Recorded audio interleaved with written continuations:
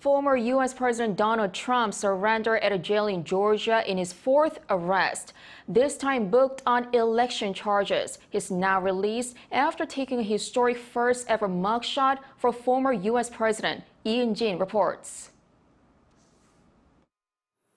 Former U.S. President Donald Trump has surrendered to law enforcement authorities for the fourth time this year. This time he surrendered to Fulton County Jail in Atlanta, Georgia on Thursday night, where he was charged over alleged attempts to overturn the 2020 election in the state. But his visit to Atlanta was notably different from the three past surrenders. Rather than a courthouse, Trump was required to visit the county jail, which has a history of violence and poor conditions. And unlike in other cities that did not require him to pose for a mugshot, a booking photo of him was taken, a first in history for a former U.S. president.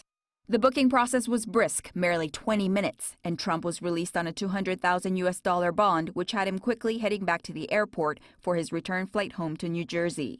He insisted once again that he did nothing wrong and called the case accusing him of subverting election results a travesty of justice.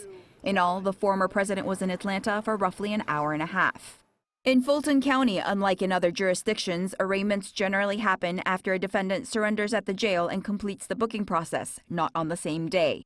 That means Trump may have to make another trip to Georgia in the coming weeks.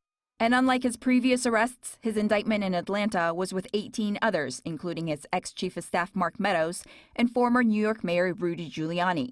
So far, a total of 12 defendants, including Trump, have surrendered, while Trump and 10 co-defendants are now out on bail. One of the co-defendants, Harrison Floyd, who heads Black Voices for Trump, remains in custody after failing to negotiate a bond agreement.